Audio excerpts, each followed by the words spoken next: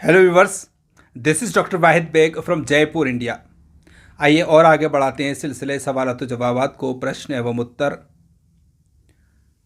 यूनानी सीखने सिखाने के लिए ये एक बहुत ही बढ़िया ज़रिया होता है, बहुत आसान और अच्छा तरीक़ा होता है। तो हम इस सिलसिले में सबसे पहला सवाल लेते हैं। एक साहब ने पूछा है कि अस्पंद को सौख्ता करना ज़रूरी है क्या? बिना सौख्ता किए अगर इस्तेमाल करेंगे तो नुकसान तो नहीं होगा। देखिए हज़रत, अस्पंद को सौख्ता सिर्फ माजून अस्पंद सौख्तनी में ही करते हैं। बाकी और अद्वियात में आप इसको बिना सौख्ता किए इस्तेमाल कर सकते हैं। माजून अस्पंद सौख्तनी चूँकि एक मुहर्रिक और मुक़व्वी बाह दवा है, ख़ास तौर से उसके अंदर तहरीक है, तो उस तहरीक को और ज़्यादा बढ़ाने के लिए इसको सौख्ता किया गया है। बाकी दवाओं में आप बिना सौख्ता इस्तेमाल किया जा सकता है, कोई नुकसान नहीं है। इरफान अंसारी साहब का सवाल है कि गैस्ट्राइटिस के लिए पूरा वीडियो बनाएं। देखिए इरफान साहब, वैसे हमने एच पाइलोरी और गैस्ट्राइटिस के नाम से दो अलग अलग वीडियो अपलोड कर रखे हैं, और इसके अलावा भी हम ठीक है कोशिश करेंगे और जितना हो सकेगा। एक सवाल है कि सफ़ूफ मुफ़त्तित हिसात 250 मिलीग्राम के साथ शरबत बजूरी 30 ml लिया जाता है, वो कितने दिन? देखिए जनाब, इसमें यह होता है कि कुछ लोगों की पथरी एक हफ्ते में निकल जाती है, कुछ लोगों की 10 दिन, 15-20 दिन, महीना और कभी 2 महीने भी लगते हैं। इसलिए पहले से ये कहना बिल्कुल भी मुनासिब नहीं है कि किसको कितने दिन लेना है। कुछ केसेस में ऐसा होता है कि पर्सन टू पर्सन डिफ़र करता है मेडिसिन का कोर्स। हमारे एक साहब पूछते हैं कि नेज़ल पॉलिप का इलाज बताएं। तो देखिए हज़रत, नेज़ल पॉलिप का इलाज एक बहुत ही सिस्टमेटिक तरीके से चलना पड़ता है। उसमें जब जैसी दवाओं की ज़रूरत पड़ती है, ख़ास तौर से रादे मादा दवाएं यूनानी में इस तरह की हैं जो इस मादे को पिघला करके और वापस ले जा करके ब्लड सर्कुलेट करके बाहर निकाल देती हैं। तो इसलिए हमारे यहाँ पे नेज़ल पॉलिप का एक बहुत ही अच्छा इलाज है। लेकिन ऐसा नहीं हो सकता कि कोई थोड़ी बहुत कोई माजून हो या कोई ऐसी चीज़ें हो जो बता दी जाएं। बताने में हमें गुरेज़ नहीं है, लेकिन हम जानते हैं कि इसका इलाज करना कितना मुश्किल है और किस किस किस स्टेज से ही गुजरता है। महीनों का ट्रीटमेंट होता है। इसलिए आप अपने आसपास किसी भी हकीम से इसके लिए रब्ता कायम करें, या अगर आप चाहेंगे तो हम भी इसको डील करेंगे इंशाल्लाह।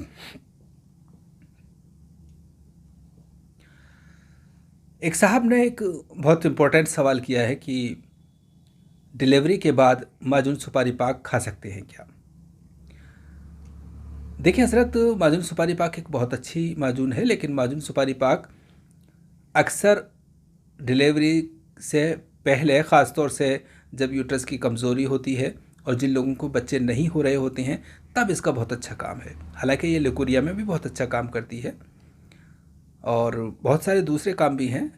लेकिन अगर आपको डिलीवरी के बाद, ज़चगी के बाद जो कमज़ोरी आती है या कमर में दर्द वगैरह रहता है, तो इसके लिए यूनानी का एक बहुत ही मशहूर माजून है, माजून सुहाग सौंठ या माजून जंजीबील, दोनों इसके नाम हैं।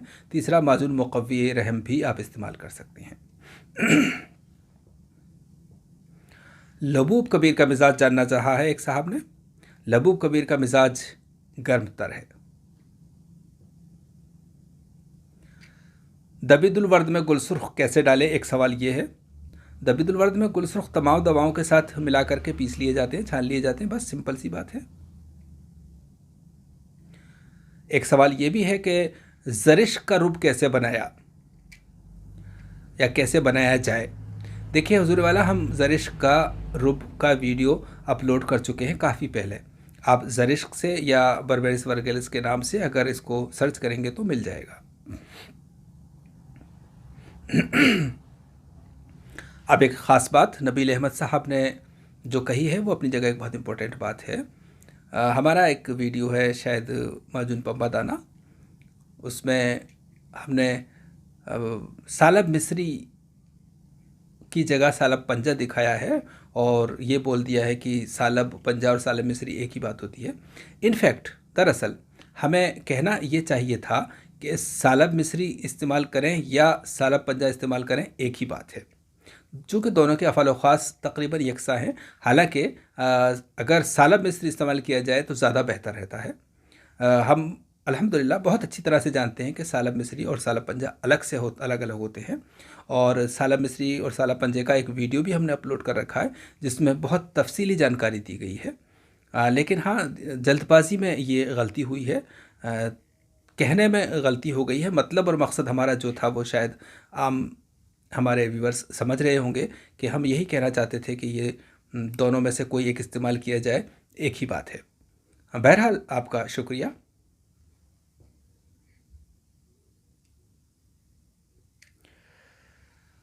एक साहब का सवाल है कि जिस्म बहुत गर्म रहता है, पसीना बहुत आता है, बाल झड़ गए हैं। जाहिर सी बात है, जिस्म में गर्मी हो गई है, हरारत ने घर कर लिया है। तो ऐसे मामले में इसको एतदाल पे लाने के लिए ठंडी दवाओं का सहारा लिया जाएगा। लेकिन एक बात और ख़ास ध्यान रखने की होती है कि ये बहुत एहतियात के साथ इस्तेमाल किया जाता है, क्योंकि गर्मी जिगर से आती है और जिगर से कल्ब तक आती है और कल्ब से सारे जिस्म में फैलती है। इसलिए अगर बहुत ज़्यादा ठंडी चीज़ें दे दी जाएंगी तो इस तरह के मामलात में सुद्दे बनने का और उल्टे असर होने का होता है। इस जिगर के मामलात में हमेशा याद रखें, ना तो बहुत ज़्यादा गर्म दवा इस्तेमाल करें, ना बहुत ज़्यादा ठंडी दवा इस्तेमाल करें, बड़े एतदाल के साथ इस काम को करें। ऐसे केसेस में अक्सर जो इन्वेस्टिगेशंस होते हैं उसमें कुछ नहीं आता है, चूँकि बेसिकली ये कैफियत गर्म है और इसमें जो मादा है उसमें हरारत हो गई है। कोई और चीज़ इसमें नहीं आएगी। ये बिल्कुल वैसा ही है जैसे कहीं आसपास आग जल रही हो और उसकी तपिश, उसकी गर्मी, उसकी हरारत आप तक पहुँचे तो आप वो हवाएं गर्म हो जाती हैं, और आप ये नहीं कह सकते कि इस हवा के अंदर आप कोई शोला अंगारा ढूंढना चाहें तो वो नहीं मिलता है। लेकिन बहरहाल वो हवा गर्म होती है, चाहे वो वहाँ से होकर आ रही है। इसी तरह से ये हरारत जिगर के ज़रिए सारे जिस्म में फैलती है। हालांकि इसके पूरे असबाब जानने के बाद ही इसका इलाज होता है, तो वो देखा जा सकता है।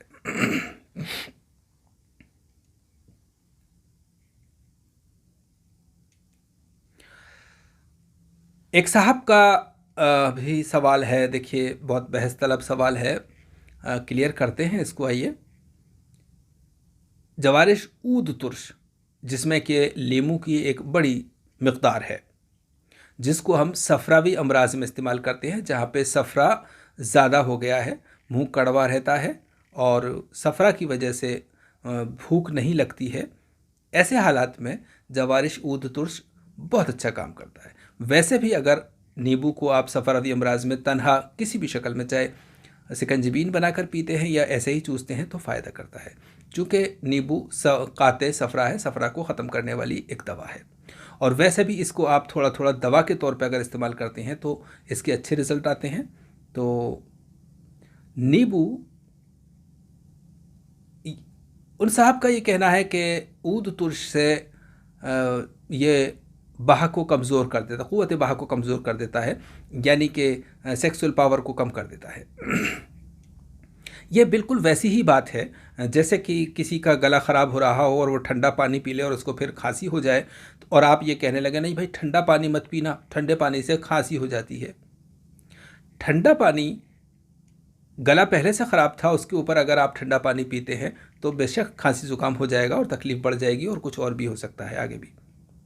जबकि ये ठंडा पानी, जिस शख्स का मिजाज गर्म है, जो गर्म माहौल में काम कर रहा है, जिसके अंदर गर्मी है, उसको ये ठंडा पानी ज़रूरी है और फ़ायदेमंद है। तो ठंडे पानी में बुराई नहीं है, बुराई उस शख्स के मिजाज में जिसको दे दिया, यानी कि हमने गलत जगह इस्तेमाल कर लिया। तो इस तरह से किसी भी दवा को हम अगर गलत इस जगह इस्तेमाल करें और उसके साइड इफ़ेक्ट्स देखने में नज़र आएँ और हम ये कह दें कि नहीं ये दवा की कमी है, ये दवा की गलती है, दवा की बुराई है, तो ये हमारी नादानी है, बचकाना बात है, ये लाइल्मी है। चूँकि जवारिश ऊद तुर्श, यानी कि हम अगर नींबू की बात करें तो देखिए, नींबू जो सर्द मिजाज है, जो ठंडा मिजाज है, जो बलगम का मिजाज है, उसको नुकसान देता है। और बलगम की वजह से जिन लोगों के आसाब में कमज़ोरी है, ज़ौफ़ आसाब या नर्वस सिस्टम कमज़ोर है, नर्व्स कमज़ोर हैं, वहाँ पे अगर नींबू का इस्तेमाल किया जाएगा तो नुकसान होगा। तो अगर कोई शख्स जिसकी क़ुव्वत बहा कमज़ोर है, पहले से नर्वस सिस्टम कमज़ोर है, आसाब कमज़ोर है, और वो नींबू या नींबू की बनी हुई कोई चीज़ दवा सॉरी इस्तेमाल करेगा तो उसको नुकसान होगा। अब ये तो साहब जो भी फिजिशियन हैं उनको देखने की बात है कि उन साहब के लिए ये दवा मौजू है या नहीं। तो गलती पे मुआलिज की तान यूनानी सहे क्यों? अगर मैं गलती करता हूँ तो गलती मुझको ही बतानी चाहिए और मुझे ही गलत ठहराना चाहिए।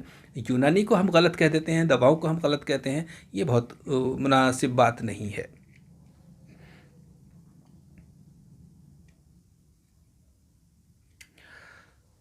एक सवाल कि शंगरफ को शुद्ध कैसे किया जाता है। शंगरफ शुद्ध शायद हम दिखा चुके हैं, और बिना शुद्ध किए इसको इस्तेमाल नहीं करना चाहिए।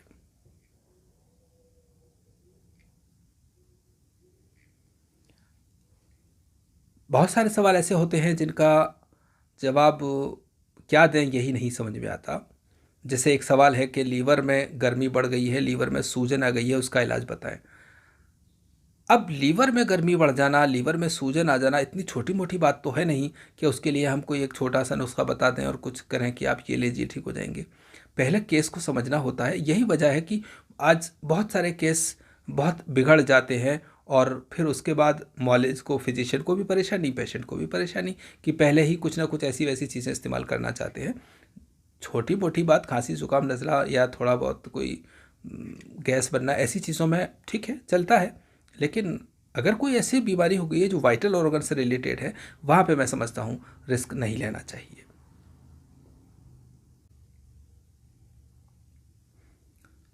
एक साहब प्रोलैप्स ऑफ यूट्रस 8 साल से बताते हैं अपनी वाइफ को, तो बेशक अल्हम्दुलिल्लाह इसका बहुत अच्छा इलाज हमारे पास है यूनानी सिस्टम ऑफ मेडिसिन में। तो आप जब भी कहेंगे ये इलाज हो सकता है। असगंध नागरिक को गर्म मिजाज वाले इस्तेमाल कर सकते हैं क्या? ज़्यादा गर्मी अगर है तो ठीक है, उसको दूध के साथ इस्तेमाल कर सकते हैं। गले में खुश्की है तो भी दूध के साथ इस्तेमाल करें, और इसके साथ इसका जो भी मुसले है वो भी इस्तेमाल कर सकते हैं।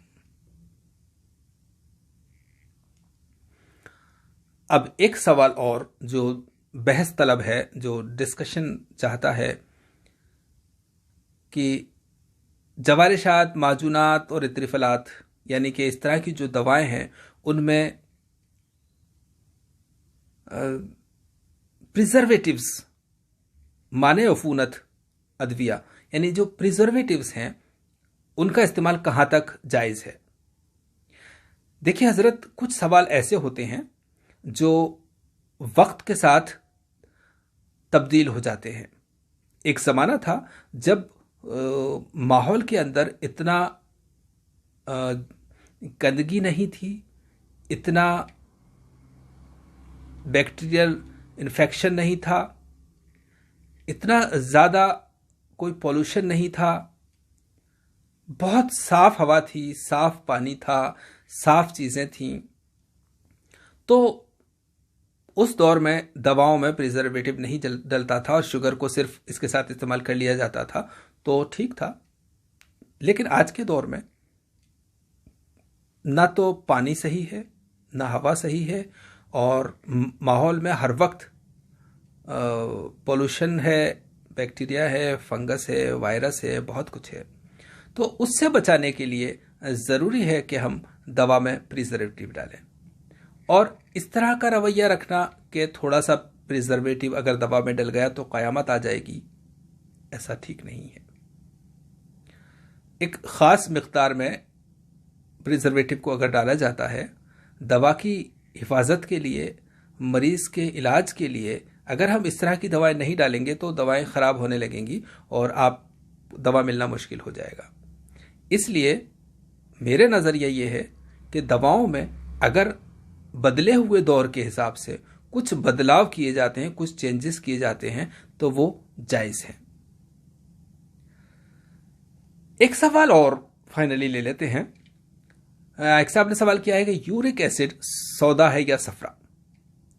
देखिए हुजूर वाला, यूरिक एसिड एक वेस्ट प्रोडक्ट है जो प्यूरुइन्स के मेटाबॉलिज्म के बाद पैदा होता है, और ये आमतौर से ज़्यादातर तो किडनीज के ज़रिए निकल जाता है, कुछ स्टूल्स के ज़रिए निकल जाता है, थोड़ा बहुत खून में सर्कुलेट करता है, तो वो कोई बात नहीं है। लेकिन ये एक गैर तबई या कहिए कि वेस्ट प्रोडक्ट है। तो इसलिए ये खिल्त, ये देखिए बाई प्रोडक्ट है, वेस्ट प्रोडक्ट है, और खिल्त एक तबई प्रोडक्ट है, फर्स्ट प्रोडक्ट है। इसलिए इसको खिल्त में हम शामिल नहीं करते हैं। हाँ, लेकिन अगर हमें इसको किसी भी खिल्त से जोड़ना हो, जैसे कि हम गोश्त को खून का बदला हुआ रूप मानते हैं, चर्बी को बलगम का बदला हुआ रूप मानते हैं, उसी तरह से अगर हम इसको यूरिक एसिड को किसी रूप में बदले जानना चाहें तो ये सौदा कहलाने का हकदार है। सौदा की डेफिनेशन में आएगा ये। हालांकि पूरी की पूरी सौदा की डेफिनेशन जो होती है उसमें ये फिट नहीं बैठता है, लेकिन सफरा भी नहीं है ये। सौदा की कुछ डेफिनेशंस हैं जो इस पर सादर आती हैं, और इसलिए इसको हम सौदा में रख सकते हैं।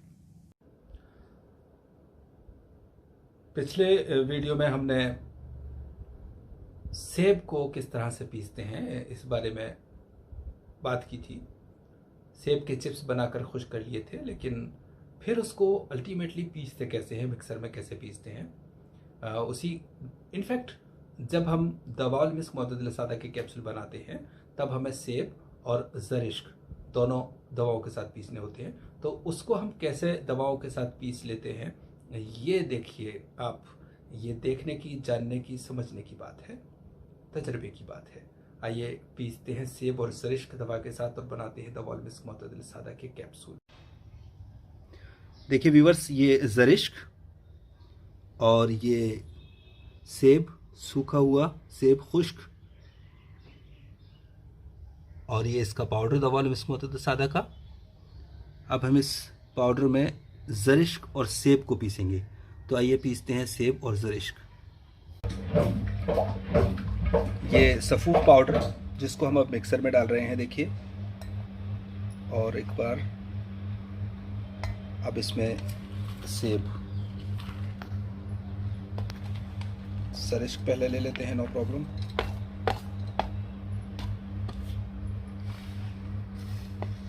बस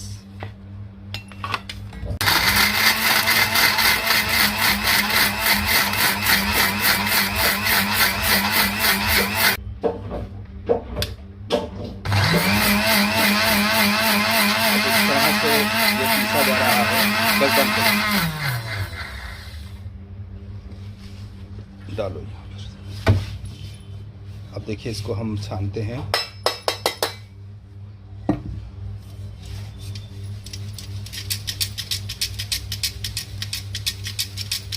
बिल्कुल बारीक चलनी है, आप देख सकते हैं।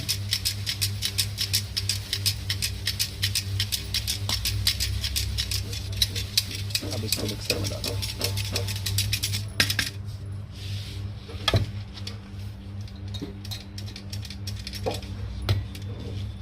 थोड़ा पाउडर भी डालो, थोड़ा ज़रिश्क, सब।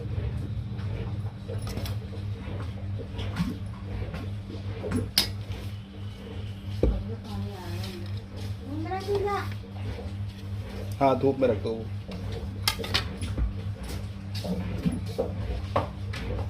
बस बस। हम एक बार फिर से इसको चला रहे हैं, देखिए।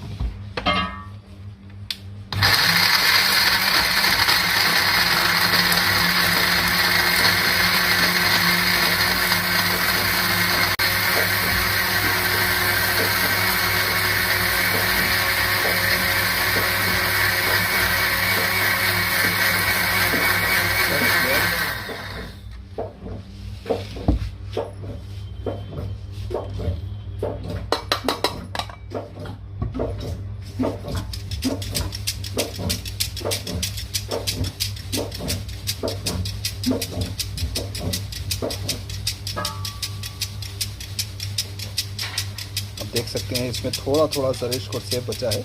इसको हम बाकी पाउडर के साथ पीस लेंगे। इसी तरह से ये थोड़ा थोड़ा करके पूरा पिस जाता है।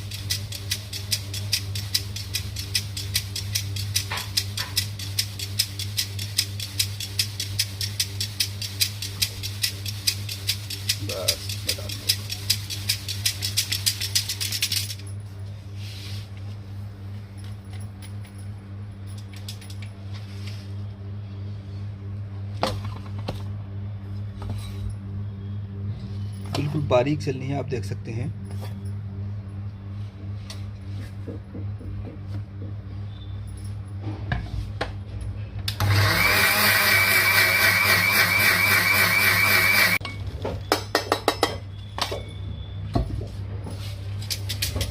देखिए ये तीसरी बार किया है हमने इसको।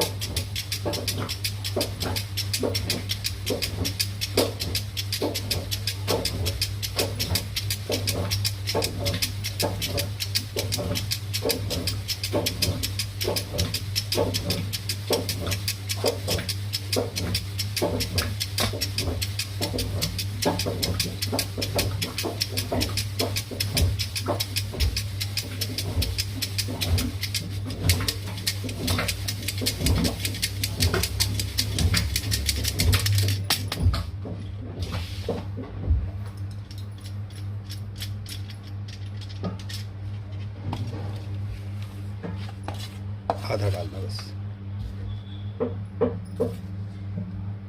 बस ठीक है।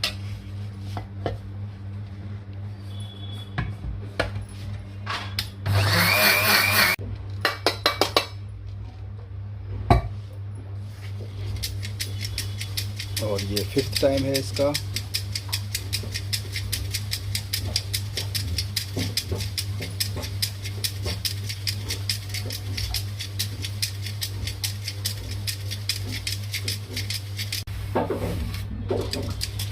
ये देखिए फाइनल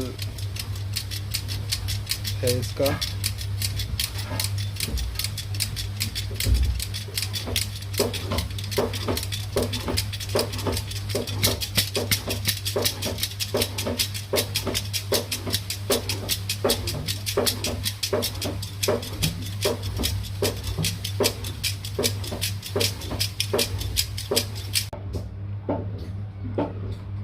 व्यूअर्स देखिए फाइनली ये ज़रिश्क और सेब खुश्क पीसा जा चुका है दवाओं के ज़रिए, और ये इतना बचता है, इसका हम एक्स्ट्रा पहले से ही ले लेते हैं। और ये वैसे भी ज़रिश्क का छिलका है, सेब पूरा पिस चुका है, इसमें सेब बिल्कुल नहीं है, ये ज़रिश्क का छिलका है, जिसको वैसे भी हम जब पानी में भिगोते हैं तो छान कर अलग करते हैं। और ऐसे भी ये हो चुका है पूरा, आप देख सकते हैं। अब आप इसको कैप्सूल भर सकते हैं।